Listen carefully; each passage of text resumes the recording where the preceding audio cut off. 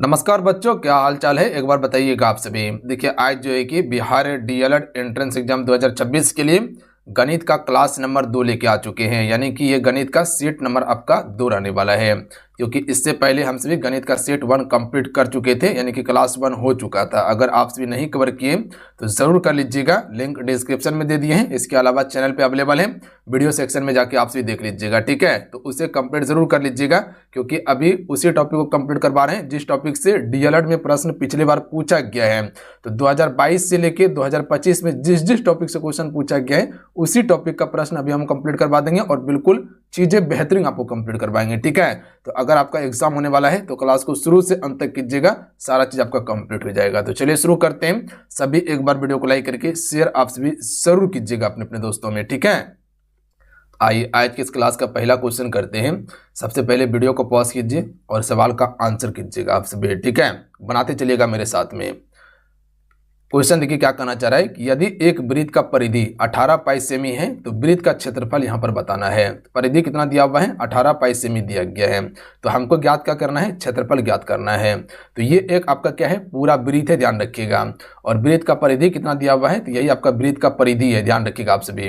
वृत्त का परिधि कितना है? ये आपका 18 पाई इसका वैल्यू दिया गया है। यानी कि कह सकते हैं कि यहाँ से लेके यहाँ तक का वैल्यू कितना है? ये आपका 18 पाई दिया गया है। तो हमसे इसे क्षेत्रफल पूछ रहा है, तो क्षेत्रफल पूछ रहा है तो यानी कि त्रिज्या निकालना होगा आप सभी को। हालांकि त्रिज्या आपसे डायरेक्ट निकाल सकते हैं, क्योंकि जो पूरा वृत्त का परिधि होता है इसका अगर आधा कर दीजिएगा तो त्रिज्या आपका निकल जाएगा। बट सबसे पहले आपसे समझ लीजिए, ठीक है। तो देखिए वृत्त का परिधि कितना दिया हुआ है? 18 सेमी दिया हुआ है। तो सबसे पहले आपको वृत्त का फॉर्मूला पता होना चाहिए, ठीक है। तो देखिए अगर वृत्त की परिधि की बात किया जाए तो वृत्त का परिधि का फॉर्मूला क्या होता है? 2 पाई आर होता है, ठीक है। क्या होता है?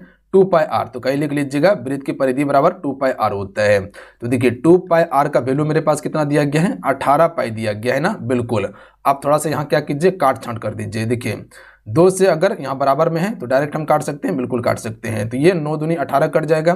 पाई से पाई काट सकते हैं, बिल्कुल काट देंगे। तो अब बचा यहाँ क्या आपको? आर बराबर 9 बचा, यानी कि आर का वैल्यू कितना निकल गया? मेरा 9 निकल गया। अब आइए इस साइड में खोपचा में एक क्या कीजिए, डायग्राम बनाकर आर का वैल्यू लिख दीजिए कि आर का वैल्यू 9 आया है। अब हमसे इसे क्या पूछा गया है? वृत्त का क्षेत्रफल पूछा गया है। तो देखिए अगर वृत्त का क्षेत्रफल निकालना है तो इसका सूत्र क्या होता है? वृत्त का फॉर्मूला क्या होता है क्षेत्रफल वाला? तो पाई आर स्क्वायर होता है। क्या होता है? पाई आर स्क्वायर होता है। तो अब वैल्यू पुट कर दीजिए आप सभी। देखिए पाई का वैल्यू 22/7 होता है, पर 22/7 नहीं लेना है, क्योंकि ऑप्शन में देखिएगा तो सारा आंसर पाई में लिया गया है। तो 22/7 नहीं लेंगे, डायरेक्ट हम क्या करेंगे? पाई लेंगे। यहाँ पर आर का वैल्यू सिर्फ पुट कर देंगे। तो आर का वैल्यू कितना दिया गया है? 9 है ना। तो 9 का क्या करेंगे हम सभी? स्क्वायर कर देंगे। तो 9 का स्क्वायर कितना होगा? 9 नमा 81 होगा, ध्यान रखिएगा आप सभी। नहीं होगा, 9 गुना 9 करेंगे तो कितना हो जाएगा? ये आपका 81 हो जाएगा। तो यहाँ पर 81 पाई इसका बिल्कुल राइट आंसर होगा। कहाँ पर दिखाई दे रहा है? ऑप्शन नंबर ए में। बोलिए बना सवाल, बिल्कुल आसान था, एक स्टेप में सवाल बन गया। बट एग्जाम में इतना आपको नहीं करना है, ध्यान रखिएगा, ये वाला काम नहीं करना है। जैसे अगर वृत्त का परिधि दिया है, क्षेत्रफल पूछा गया है, तो आपसे को पता है कि पूरा वृत्त का जो परिधि होता है उसका आधा भाग त्रिज्या होता है। तो 18 का आधा भाग क्या हो जाएगा? त्रिज्या 9 हो जाएगा। तो डायरेक्ट आपसे क्षेत्रफल का फॉर्मूला लगा के बना के निकल सकते थे। चलिए अगला क्वेश्चन देखिए, क्वेश्चन में 2 है और इस क्वेश्चन का राइट आंसर कीजिएगा। सबसे पहले वीडियो को पॉज कीजिए और बनाने का कोशिश कीजिएगा आप सभी। नहीं बनेगा तो हम हैं आपके पास, बिल्कुल बनाएंगे और अच्छा से समझा देंगे आपको, ठीक है। क्वेश्चन है कि उस त्रिभुज का क्षेत्रफल ज्ञात कीजिए जिसकी भुजाएं 5 सेंटीमीटर दिया गया है, ठीक है, 5 सेंटीमीटर, उसके बाद 12 सेंटीमीटर और 13 सेंटीमीटर दिया गया है। तो यहाँ थोड़ा सा गौर कीजिएगा तो ये आपको ट्रिपलेट दिखाई देगा।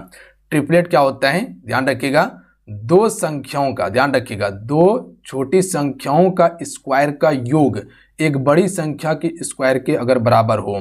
जैसे मान लीजिए कि एक 5 है, ठीक है, और एक आपका 12 दिया गया है। तो ये दोनों का स्क्वायर कर दीजिए और जोड़ दीजिए। तो 5 का स्क्वायर कितना होता है? 25, और 12 का स्क्वायर कितना होता है? 144 होता है, ठीक है। और एक बड़ी संख्या के योग के बराबर हो तो बड़ी संख्या का स्क्वायर कितना होगा? यानी कि 13 का स्क्वायर कितना होता है? 169 होता है। तो क्या ये दोनों को जोड़िएगा तो 169 पूरेगा? बिल्कुल पूरेगा। तो ये आपका क्या हो जाएगा? ये आपका समकोण त्रिभुज होगा, ध्यान रखिएगा आप सभी। बात समझे? तो जब भी 2 छोटी संख्याओं के स्क्वायर का योग एक बड़ी संख्या के स्क्वायर के बराबर हो तो वो आपका समकोण त्रिभुज होता है। ये समझ गए आप सभी? बिल्कुल समझ गए। तो यहाँ पर एक त्रिभुज दिया गया है, बोलिए कि दिया गया है? हाँ बिल्कुल दिया गया है। एक आपका वैल्यू कितना दिया गया है? 12 सेंटीमीटर, एक 5 सेंटीमीटर और एक आपका 13 सेंटीमीटर दिया गया है। जो 12 सेंटीमीटर है ये आपका हाइट यानी कि परपेंडिकुलर है, ये आपका बेस है और ये आपका हाइपोटेनियस है, ध्यान रखिएगा, यानी कि ये आपका कर्ण है। बात समझे? बिल्कुल। तो अब आइए सवाल पे। तो यहाँ पर आप सभी से क्षेत्रफल पूछा गया है ना? बिल्कुल। तो समकोण त्रिभुज का सबसे पहले क्षेत्रफल पता होना चाहिए कि क्या होता है इसका फॉर्मूला।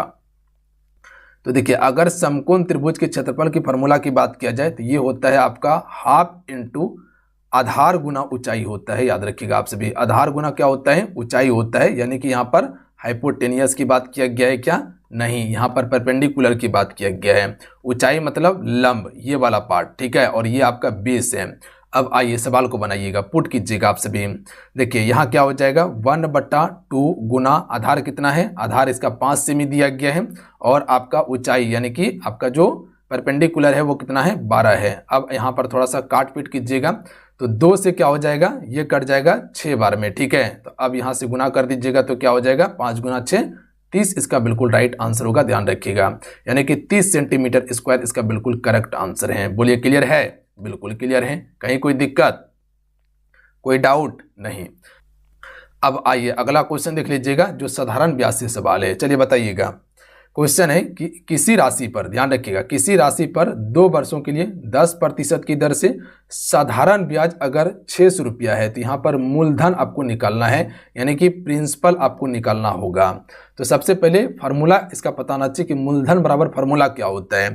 तो मूलधन बराबर फार्मूला होता है ब्याज गुना 100 बटा आपका समय, ध्यान रखिएगा आप सभी, समय गुना दर होता है, ठीक है, समय गुना दर होता है।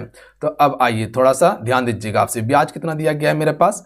ब्याज यहाँ पर 600 दिया गया है, तो पुट कर देंगे, गुना 100 हो जाएगा। समय कितने वर्ष का? 2 वर्ष का दिया गया है। दर कितना दिया गया है? तो दर 10% दिया गया है। अब आइए थोड़ा सा काट पीट कर लेते हैं फटाफट। देखिए 0 से 0 उड़ा दिया यहाँ से। अब देखिए 2 से अगर 10 को काटेंगे तो कितने बार में कट जाएगा? 5 बार में कट जाएगा।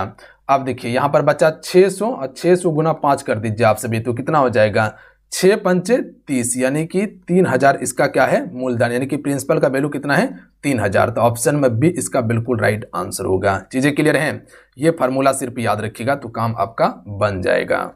चलिए अब अगला क्वेश्चन देखिए, क्वेश्चन नंबर 4 है, इस पे थोड़ा सा ध्यान दीजिएगा आप सभी। यहाँ पर चक्रवृद्धि ब्याज से सवाल पूछा गया है और 1 मिनट में चक्रवृद्धि ब्याज बना लीजिएगा आप सभी। सब पेपर में प्रश्न देखेगा, आप बना के निकल जाइएगा। चलिए यहाँ पर थोड़ा सा ध्यान दीजिएगा। क्वेश्चन कहना चाह रहा है कि 8000 की राशि पर, ध्यान रखिएगा, 8000 की राशि है, 10% की दर से 2 वर्ष का चक्रवृद्धि ब्याज आपको ज्ञात करना है। यानी कि यहाँ पर आप सभी से चक्रवृद्धि ब्याज पूछा गया है। तो अगर इस सवाल को एकदम बिल्कुल चुटकी से बनाना है, फार्मूला नहीं बैठाना है, तो थोड़ा सा ध्यान दीजिएगा आप सभी। तो सबसे पहले क्या करना है? आपको परसेंटेज को पकड़ना है। कितना प्रतिशत? 10% दिया गया है, तो 10 का वैल्यू ऊपर जाएगा, प्रतिशत जैसे ही काटेंगे तो यहाँ पर क्या हो जाएगा? 100 इसका नीचे आ जाएगा। अब देखिए 0 से 0 काट देंगे क्योंकि बटा में है, तो इसका वैल्यू कितना निकल जाएगा? 1/10 निकल जाएगा। अब यहाँ समझिएगा आप सभी, जो ये वैल्यू दिया गया है, ठीक है, जो ये वैल्यू जो दिया गया है ये आपका क्या है? मूलधन का वैल्यू है। अब हमको इस पे ब्याज कितना मिल रहा है? 1 रुपया का ब्याज मिल रहा है। कितना? 1 रुपया का। तो यानी कि ये आपका मिश्रधन कितना हो जाएगा? 11 रुपया हो जाएगा।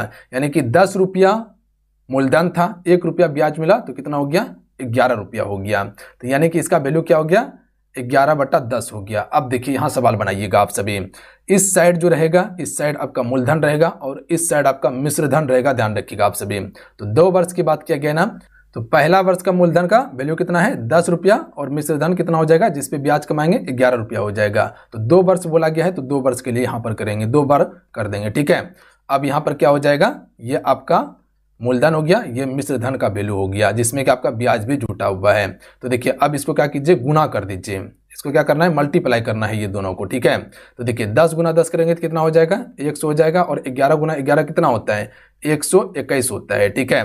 तो ये आपका क्या था? ये प्रिंसिपल था और ये आपका क्या था? ध्यान रखिएगा आप सभी, ये आपका मिश्रधन था। तो ये आपका प्रिंसिपल है, ये मिश्रधन है। तो ब्याज हम सभी कितना कमा रहे हैं, यानी कि इंटरेस्ट कितना कमा रहे हैं? तो 21 रुपया कमा रहे हैं, ध्यान रखिएगा। 100 पर ब्याज कितना मिल रहा है हमको? 21 रुपया का मिल रहा है। अब देखिए गौर कीजिएगा आप सभी, देखिए प्रिंसिपल का वैल्यू कितना आपके पास दिया गया है? तो यहाँ पर प्रिंसिपल का वैल्यू कितना दिया गया है, तो 8000 आपका प्रिंसिपल का वैल्यू दिया गया है। तो अब देखिए यहाँ से ये कितना गुना है, ये देखिएगा, तो ये आपका कितना गुना हो जाएगा, तो ये आपका 80 गुना है। ठीक है, कितना गुना है, 80 गुना है। तो यहाँ हमसे से क्या पूछा गया है, तो ब्याज पूछा गया है। तो अगर ब्याज निकलना है तो आपको क्या करना है, इसको भी 80 गुना कर दीजिए, यानी कि 21 को 80 गुना कीजिएगा तो ये आपका 1680 आ जाएगा। ध्यान रखिएगा आप सभी, तो ये आपका ब्याज होगा। अगर मिश्र धन पूछता आप सभी से तो यहाँ पर क्या करते हैं, ये 121 को आप सभी 80 से गुना कर देते तो मिश्र धन आपका निकल जाता। बात समझे, तो जो पूछेगा वो बता दीजिएगा। अगर अमाउंट पूछेगा तो अमाउंट बता सकते हैं, अगर आपसे से ब्याज पूछेगा तो ब्याज बता सकते हैं, अगर मिश्र धन पूछेगा तो मिश्र धन बता सकते हैं। तो 1680 इसका बिल्कुल राइट आंसर होगा। ध्यान रखिएगा आप सभी, बस इस पैटर्न को अपना लीजिए, काम आपका हो जाएगा। चलिए अगला क्वेश्चन देखिए, 5 नंबर है कि 3, 5, 7, x 11, 13, 15 का माध्यक अगर 9 है तो इसका x का मान का वैल्यू बताना है। देखिए माध्यक बराबर आपको क्या बताए थे कि संख्या को पहले सजाइए आप सभी। ठीक है, छोटी से बड़ी की ओर सजाइए, जैसे 5 हो गया, 3 हो गया, 5 हो गया, 7 हो गया, यहाँ पर x दिया गया है तो x का वैल्यू लिख देंगे। उसके बाद 11 है, 13 है और 15 है, इसका माध्यक का वैल्यू कितना दिया गया है, 9 दिया गया है। ध्यान रखिएगा आप सभी, बात समझे, माध्यक का वैल्यू 9 दिया गया है। और माध्यक कौन होता है पता है, जो बीच में होता है। याद रखिएगा आप सभी, जो बीच वाला होता है, दोनों साइड से अटकाने के बाद जो बीच वाला होता है वही आपका माध्यक होता है। तो अब यहाँ से काउंटिंग कीजिए, 1 2 3 और इधर से 1 2 3, बीच में x आ रहा है और x का वैल्यू कितना दिया गया है, 9 दिया गया है। तो यानी हम सभी कह सकते हैं कि x का वैल्यू 9 ही इसका बिल्कुल राइट आंसर होगा। याद रखिएगा आप सभी, बात समझे कि नहीं समझे बात को, कहीं कोई दिक्कत।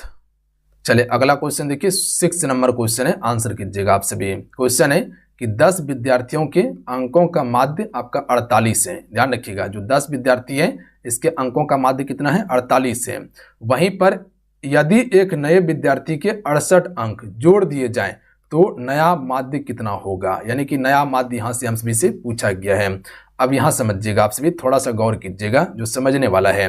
देखिए 10 विद्यार्थी के अंकों का माध्य कितना है, 48 है। तो यहाँ पर कुल अंक कितना हो जाएगा, ध्यान रखिएगा, तो 10 गुना क्या हो जाएगा, 48, तो कुल यहाँ पर 480 हो जाएगा। याद रखिएगा। अब क्या किया गया, एक नया विद्यार्थी इसमें जोड़ा गया है, यानी कि पहले से 10 बच्चा तो पहले था, अब एक और नया बच्चा जोड़ दिया गया, तो बच्चों की संख्या कितना हो गया, 11 हो गया, जिसमें से 68 अंक जोड़ा गया है। यानी कि यहाँ पर पहले से 10 विद्यार्थियों की अंकों का संख्या कितना हो गया, 480, और इसमें जो एक बच्चा जुटा था, अब इसका अंक लगभग जो है कि 68 इसमें और जोड़ दिया गया है, तो 68 इसमें और हम प्लस कर देंगे। तो अब 11 बच्चों का वैल्यू कितना हो जाएगा, बता सकते हैं, तो ये आपका 548 हो जाएगा। ये दोनों को प्लस कीजिएगा तो 548 होगा।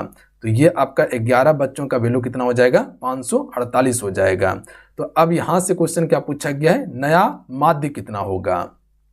तो अब हर बच्चों के लिए नया माध्य आपको बताना है, तो क्या कीजिएगा, डिवाइड कर दीजिएगा इसको, यही ना, 548 डिवाइडेड बाय 11, अगर इसको काटिएगा तो लगभग जो है कि आपका ये 49.82 के अप्रोक्स में आएगा, यानी कि इसको हम 50 के अप्रोक्स में मान सकते हैं, लगभग बिल्कुल मान सकते हैं। तो ऑप्शन नंबर क्या हो जाएगा, बी बिल्कुल करेक्ट आंसर हो। चलिए अगला क्वेश्चन देखिए, 7 नंबर है कि किसी आंकड़े श्रेणी का माध्य आपका 20 दिया गया है, माध्यक 18 दिया गया है, तो अनुभवजन्य सूत्र के अनुसार बहुलक ज्ञात करना है। तो मेरे पास माध्य दिया गया है और माध्यक दिया गया है, बट बहुलक नहीं है, तो बहुलक हमको निकालना है। तो देखिए इसको निकालने के लिए एक सूत्र होता है जो आपको याद करना होगा। देखिए अगर जब भी आप सभी से बहुलक पूछा जाए, बहुलक बराबर क्या होता है सूत्र, तो याद रखिएगा 3 इंटू माध्य होता है। ध्यान रखिएगा, यानी कि माध्यक 3 इंटू माध्यक माइनस आपका 2 गुना माध्य होता है। ठीक है, 2 गुना क्या होता है, माध्य होता है। बस यही फॉर्मूला आपको याद रखना है अगर आपको बहुलक निकालना है। तो बहुलक बराबर सूत्र क्या होता है, 3 गुना माध्यक माइनस 2 गुना माध्य होता है। तो अब देखिए बहुलक बराबर क्या हो जाएगा, तो बहुलक बराबर हो जाएगा 3 इंटू माध्यक कितना है, माध्यक 18 दिया गया है, और उसके बाद जो है कि यहाँ पर माइनस की बात यहाँ पर किया गया है, तो ये माइनस हो जाएगा। उसके बाद 2 गुना क्या हो जाएगा, माध्य होगा, तो माध्य कितना दिया गया है, 20 दिया गया है। अब इसका वैल्यू पुट कीजिए, 18 दूनी 36, 18 54, 54 माइनस यहाँ क्या हो जाएगा, 20 दूनी 40, तो इसका वैल्यू कितना निकल जाएगा, तो कह सकते हैं 14 इसका बिल्कुल राइट आंसर होगा। बात समझे आप सभी? बिल्कुल। सभी सेशन को जरूर लाइक करते चलिएगा, सभी से रिक्वेस्ट करेंगे जितने भी मेरे साथ में जुड़े हुए हैं क्लास को लाइक जरूर कर लीजिएगा आप सभी। अगला क्वेश्चन है 8 नंबर। एक संख्या दिया गया है जिसका इकाई अंक ज्ञात करना है। तो इकाई अंक निकालने के लिए सबसे आसान तरीका क्या है कि जो इसका लास्ट का दिया गया है और इसका लास्ट का दिया गया है, ये दोनों को गुणा कर दीजिए और उसके बाद जो आंसर आएगा, ठीक है, उसका जो लास्ट वाला अंक होगा वही इकाई अंक होगा। जैसे कह सकते हैं कि 9 गुना सबसे पहले आपको 8 करना है, तो 9 गुना 8 कितना होता है बता सकते हैं आप सभी?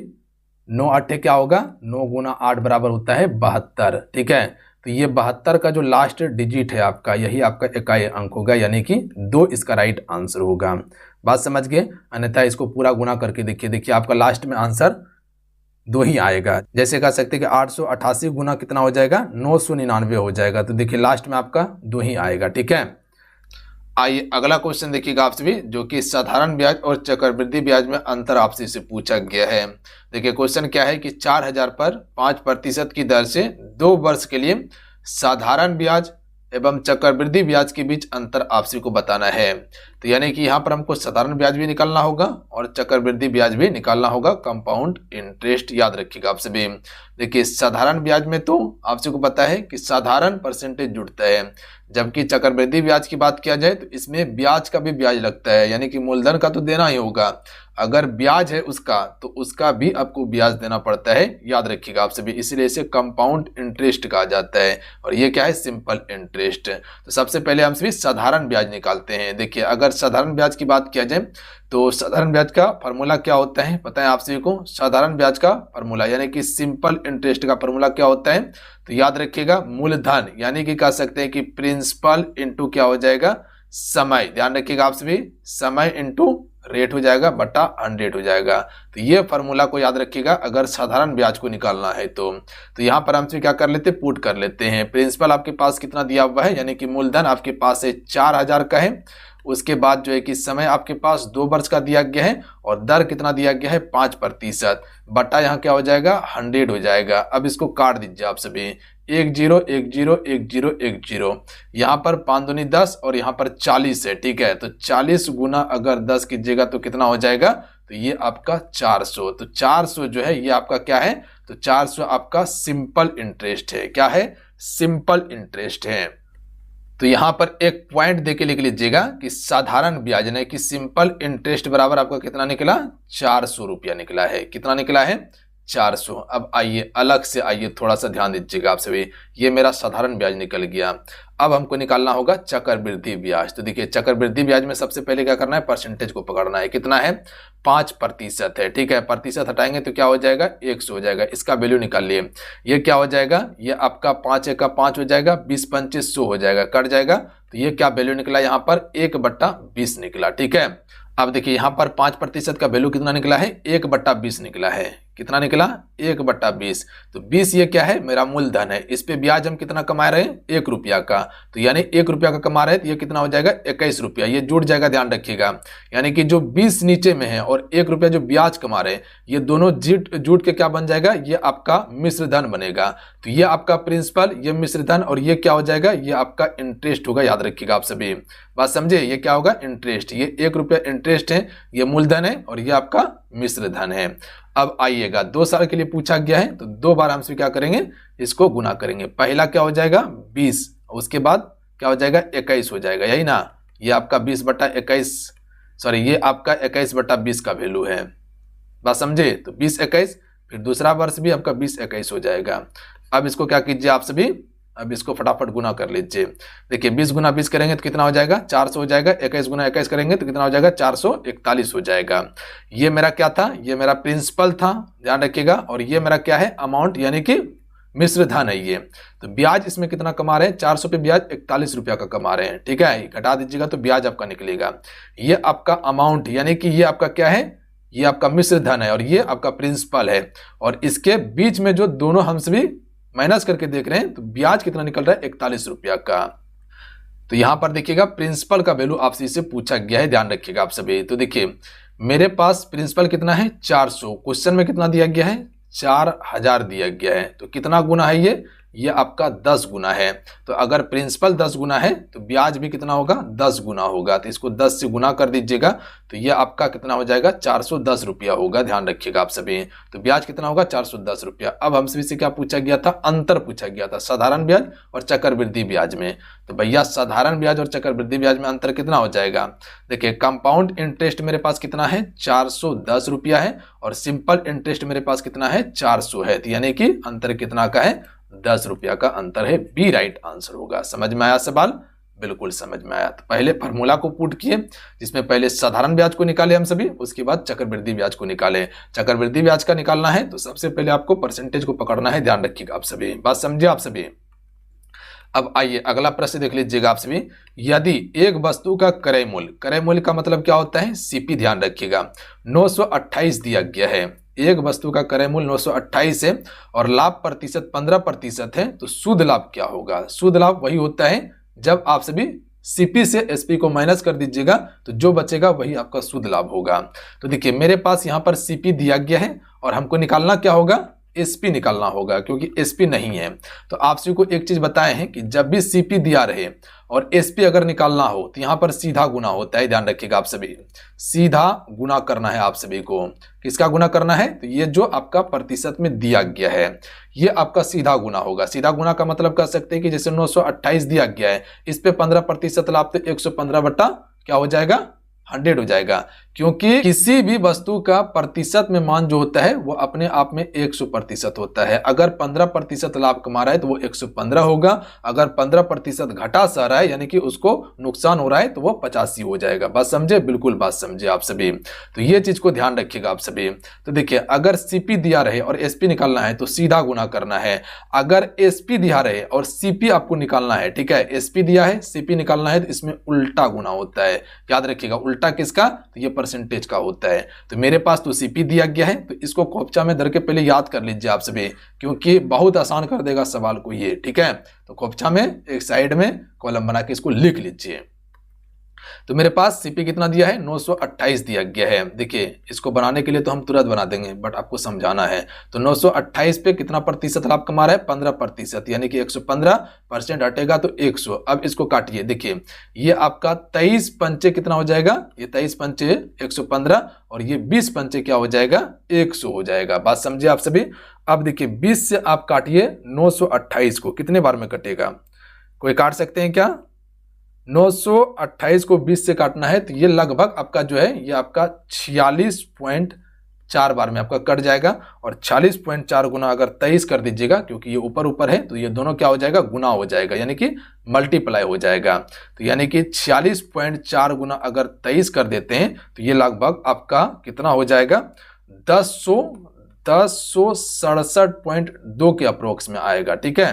तो ये आपका 1067.2 आपका क्या हो जाएगा, तो ये आपका एसपी हो जाएगा। ध्यान रखिएगा आप सभी। अब यहां से आपसे इसे शुद्ध लाभ पूछा गया है तो शुद्ध लाभ निकालने के लिए एसपी से सीपी को माइनस कर दीजिए। तो देखिए एसपी कितना निकला मेरा, यहां निकला है 1067.2 और माइनस कितना हो जाएगा, 928। ध्यान रखिएगा आप सभी, कितना, 928। तो ये आपका कितना हो जाएगा, ये आपका 139.2 या कह सकते हैं 20। तो ऑप्शन में बी राइट आंसर होगा। बात समझे, बिल्कुल। तो राइट आंसर क्या हो जाएगा, बी। समझ में आया आप सभी को। चलिए अगला क्वेश्चन देख लीजिएगा। क्वेश्चन 11 है, ये भी काफी अच्छा प्रश्न है कि एक वस्तु का अंकित मूल्य 8,840 रुपया है। यदि वस्तु पर 35% छूट दी जाती है तो वस्तु का विक्रय मूल्य क्या होगा। तो यहां देखिए क्रय मूल्य दिया गया है, यानी कि सीपी मेरे पास दिया गया है और एसपी पूछा जा रहा है, तो बिल्कुल आसान है। तो देखिए सीपी आपके पास कितना है, 8840 है। कितना प्रतिशत का छूट है, 35% का। देखिए यहां पर कितना प्रतिशत छूट दे रहा है, 35%, यानी कि नुकसान सह रहा है 35%। तो ये 100 से मतलब कम हो जाएगा। अगर यही 35% लाभ कमाता तो ये 135 हो जाता, ठीक है। बट यहाँ पर 35% नुकसान सह रहा है। तो अगर 100 में 35% माइनस कर दीजिएगा तो कितना बचेगा आपके पास, 65। तो ध्यान रखिएगा आप सभी। तो 65 बटा परसेंट हटाइएगा तो 100, 10 काट दिए यहाँ से। देखिए 13 बचे क्या होता है, 65, 5 दूनी क्या होता है 10, 2 से इसको काटिए, ये कट जाएगा आपका 4, उसके बाद ये कट जाएगा आपका 2 बार में, यानी कि कितने बार में कटा 442। अब 442 गुना आप 13 कर दीजिए, 442 गुना 13, बताइए कितना आंसर होगा 442 गुना 13। तो ये दोनों को मल्टीप्लाई कर दीजिएगा तो कितना आ जाएगा, तो ये आपका हो जाएगा 5746, इसका राइट आंसर होगा 5746, ऑप्शन में बी वाला बिल्कुल राइट आंसर है। बात समझे बिल्कुल। चलिए आइए अगला क्वेश्चन देख लीजिएगा आप सभी। क्वेश्चन में 12 है कि एक वस्तु का अंकित मूल्य 1200 रुपया है, दी गई छूट 31% है, यदि लाभ 15% है तो यहां पर आपको क्रय मूल्य बताना है। देखिए सीपी दिया गया है और फिर सीपी हम सभी से पूछा भी गया है, बात समझे। सीपी देके सीपी पूछा है, तो अगर सीपी आपके पास दिया गया है तो सबसे पहले हमको एसपी पता करना होगा ना कि एसपी कितना है, ठीक है। यानी कि कोई वस्तु का दाम अगर 1200 रुपया है, उसको कितना में बेचे हैं जिससे हमको 31% का हानि हुआ है या उसको हम छूट दिए हैं, यही कह सकते हैं ना, बिल्कुल। तो सबसे पहले हमको क्या करना है, एसपी निकालना है। तो आपको क्या बताएं कि जब भी आपको सीपी से एसपी निकालना है तो आपको क्या करना है, सीधा गुना करना है। बात समझे आप सभी, सीधी गुना करना है आप सभी को। तो अब आइए यहां ध्यान दीजिएगा आप सभी। सीपी मेरे पास कितना है 1200, कितना प्रतिशत का छूट दिया गया 31%, यानी कि 100 में 31% छूट दे दिया तो बचा कितना 69, बटा कितना हो जाएगा 100 हो जाएगा। बात समझिए आप सभी बिल्कुल। अब काट छीट कीजिएगा आप सभी, काट छीट कर सकते हैं आप सभी। देखिए 2 जीरो से 2 जीरो, 2 जीरो से यहां पर 2 जीरो उड़ा दिए। अब यहां से 12 गुना 69 कर लीजिए डायरेक्ट, 12 गुना 69 कितना हो जाएगा, ये 800, टोटल यहां आपका 12 गुना 69 बराबर हो जाएगा 828 आ जाएगा। तो 828 जो आया ये आपका क्या आया, ये आपका एसपी आया, ध्यान रखिएगा आप सभी। तो जो 828 जो आया ये आपका क्या आया, एसपी आया, यानी कि 1200 रुपया इसका अंकित मूल्य था जिसमें 31% छूट दिए, तो हम कितना कमाए हैं 828 रुपया कमाए हैं, यानी कि लॉस हुआ है हमको। अब क्या करना है, इस पे 15% लाभ कमाना है। किस पे, एसपी पे हमको 15% लाभ कमाना है। तो एसपी कितना दिया गया है 828 दिया गया है, इस पे अगर 15% लाभ कमाना है तो ये क्या हो जाएगा। अब यहां थोड़ा सा समझिएगा आप सभी। तो अब यहां पर देखिएगा, तो यहां एसपी से सीपी पूछा गया है, ध्यान रखिएगा। ये जो एसपी हम निकाले इस पे इसको 15% लाभ कमाना है, तब सीपी क्या होगा, यानी कि क्रय मूल्य क्या होगा। तो एसपी से सीपी निकालना है तो उल्टा गुना कर देंगे, किसका करेंगे, परसेंटेज का। तो यहां पर क्या हो जाएगा 15% लाभ, यानी कि ये 100 बटा 115 आ जाएगा। बोलिए आएगा कि नहीं आएगा, बिल्कुल आएगा। तो अब इसको काट दीजिए, ये 20 पंचे 100 और ये हो जाएगा 23 पंचे कितना हो जाएगा 115 हो जाएगा। अब क्या कीजिए 828 को डिवाइड कीजिए 23 से, कितना बार में कटेगा ये बता सकते हैं कोई हमको, तो ये आपका 36 बार में कट जाएगा लगता है, 36 बार में ये कट जाएगा आपका, ठीक है 36 बार में ये कट जाएगा। अब देखिए 36 गुना अगर 20 कर दीजिएगा तो आपके पास सीपी जो निकल के आ जाएगा वो कितना निकल कर आ जाएगा, तो ये आपका 720 निकल कर आ जाएगा। तो सीपी कितना हो जाएगा 720, इसका राइट आंसर होगा, ध्यान रखिएगा। समझिएगा सवाल को। देखिए अंकित मूल्य 1200 दिया गया था जिसपे 31% छूट दिए, तो हमको सबसे पहले सीपी निकालना है, क्योंकि अगर अंकित मूल्य दिया गया है, सीपी दिया गया है, ठीक है, तो 31% छूट दिया गया तो हमको एसपी निकालना होगा, क्योंकि सीपी दिया गया है तो एसपी तो पता करना होगा ना कि 1200 का वस्तु कितने में बेचे हैं 31% छूट देके। अब वो जो आपका एसपी आया 828 रुपया, इस पे फिर आपको 12% लाभ कमाना है, तो यानी कि एसपी से हमको सीपी निकालना है, तो यहां पर उल्टा गुना होगा, इसका ध्यान रखिएगा। बात समझ गए। चलिए आइए अगला क्वेश्चन देख लीजिएगा। क्वेश्चन नंबर 13 है, इस पर गौर कीजिएगा आप सभी। देखिए क्वेश्चन दिया गया है कि आधार का त्रिज्या 7 सेमी है, ऊंचाई 20 सेमी वाले एक वृत्तीय बेलन का कुल पृष्ठीय क्षेत्रफल तथा आयतन आप सभी को बताना है।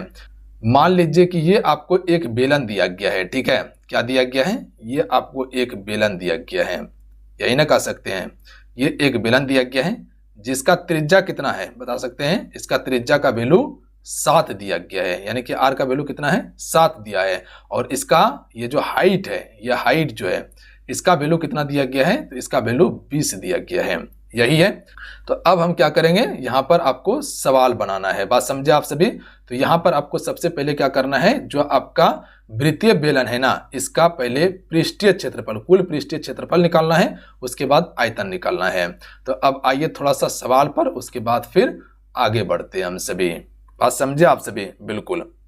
तो देखिए अगर कुल पृष्ठीय क्षेत्रफल की बात किया जाए, इसको हटका देते हैं यहां से, तब चीज आपको समझ में आएगा, ठीक है। देखिए अगर बेलन के कुल पृष्ठीय क्षेत्रफल की बात किया जाए तो इसका फॉर्मूला क्या होता है। अगर कुल पृष्ठीय क्षेत्रफल की बात किया जाए बेलन का तो इसका सूत्र क्या होता है जी, इसका सूत्र होता है 2 pi r whole h plus r हो जाएगा, ध्यान रखिएगा आप सभी, यानी कि 2 पाई आर उसके बाद इंटू h प्लस आर होगा। अब इस पे सवाल को पुट कीजिए आप सभी। देखिए यहां पर देखिए क्या दिया गया है, यहां पर आपका 2 पाई आर दिया गया है तो ये 2 गुना हो जाएगा। पाई का वैल्यू कितना होता है, 22 बटा क्या होता है 7 होता है। उसके बाद आर यानी कि आर मतलब त्रिज्या, त्रिज्या कितना दिया गया है 7 सेमी दिया गया है तो ये 7 से गुना हो जाएगा। उसके बाद हॉल एच, एच यानी कि ऊंचाई, ऊंचाई कितना दिया गया है 20 दिया गया है और उसके बाद फिर आपका क्या है त्रिज्या है, तो त्रिज्या कितना है 7 है। अब ये दोनों को जोड़ दीजिए, एक स्टेप फिर से लीजिए, 22 बटा 7 गुना 7 और यहां पर हो जाएगा इंटू 27 हो जाएगा। बात समझे आप सभी। अब इसको काटिए, देखिए 7 से 7 कट गया तो अब यहां मेरे पास क्या बचा 2 गुना 22 तो ये आपका 44 हो जाएगा। 44 गुना अगर 27 कीजिएगा तो कितना आ जाएगा बता सकते हैं कोई हमको, 44 गुना 27 कीजिएगा तो ये आपका आ जाएगा 1188 सेंटीमीटर स्क्वायर आ जाएगा। तो ये आपका क्या आया, बेलन का पृष्ठीय क्षेत्रफल आया। बट ये पृष्ठीय क्षेत्रफल सिर्फ नहीं पूछा है हम सभी से, हम सभी से क्या पूछा गया है, इसका आयतन भी पूछा गया है। तो यहाँ पर देख लीजिएगा, हालांकि इसका ऑप्शन नंबर यहाँ पर ये और ये तो नहीं होगा, ये हो सकता है या तो ये हो सकता है। तो अब पृष्ठीय क्षेत्रफल निकल गया है, आयतन निकालने के बाद पता चलेगा। तो देखिए यहाँ पर अगर बेलन का आयतन की बात किया जाए तो बेलन का आयतन क्या होता है, देखिए बेलन का आयतन, ठीक है, बेलन का आयतन क्या होता है पाई आर स्क्वायर एच होता है। ध्यान रखिएगा आप सभी, क्या बताएं पाई आर स्क्वायर एच। अब थोड़ा सा पुट कीजिएगा आप सभी, पाई का मान 22 बटा 7, उसके बाद आर का वैल्यू कितना दिया गया था, त्रिज्या मेरे पास 7 दिया गया था, यहाँ पर स्क्वायर है ना तो ये 2 बार आ जाएगा और हाइट कितना दिया गया था 20 दिया गया था। यहाँ पर देखिए त्रिज्या 7 हाइट 20 दिया गया है। अब इसको काट छीट कीजिए, देखिए 7 से 7 उड़ जाएगा यहाँ से। अब देखिए सारा चीज को गुना कर दीजिए क्योंकि सब ऊपर में है तो गुना हो जाएगा, 22 गुना 7 हो जाएगा और उसके बाद 7 गुना 20 हो जाएगा। ठीक है, तो सबसे पहले 22 गुना 7 कर लीजिए, आसान होगा गुना करने में। 22 गुना 7 गुना 20, तो देखिए 22 गुना 7 कितना होता है, ये आपका 154 होता है, याद रखिएगा आप सभी, बात समझे। और उसके बाद फिर 20 से गुना कर दीजिएगा, तो इसको डबल कर दीजिएगा और 0 लगा दीजिएगा तो काम हो जाएगा आप सभी का। होगा कि नहीं होगा, बिल्कुल हो जाएगा। तो ये आपका क्या हो जाएगा 3080 इसका बिल्कुल राइट आंसर होगा, ध्यान रखिएगा आप सभी। तो यानी कह सकते हैं कि जो आपका बेलन का पृष्ठीय क्षेत्रफल और बेलन का आयतन जो था, पृष्ठीय क्षेत्रफल 1180 और आयतन कितना है 380, ध्यान रखिएगा आप सभी। यानी कि ऑप्शन नंबर ए वाला ही इसका करेक्ट आंसर होगा, बाकी बात ये सभी नहीं होगा, बात समझे। तो ये सभी सवाल फार्मूला पर बेस्ड है, आराम से बना सकते हैं आप सभी, सिर्फ फार्मूला पता होना चाहिए, बात समझे। तो चलिए आज कितना ही, आज के सेशन में कुल आप सभी को हम 13 प्रश्न कंप्लीट करवाए हैं जो आपके पेपर के लिए काफी ज्यादा इंपॉर्टेंट था। मिलते हैं जय हिंद, वंदे मातरम, ध्यान रखिएगा, पढ़ाई करते रहिएगा। आज का वीडियो कैसा लगा नीचे कमेंट करके जरूर बताइएगा। जय हिंद।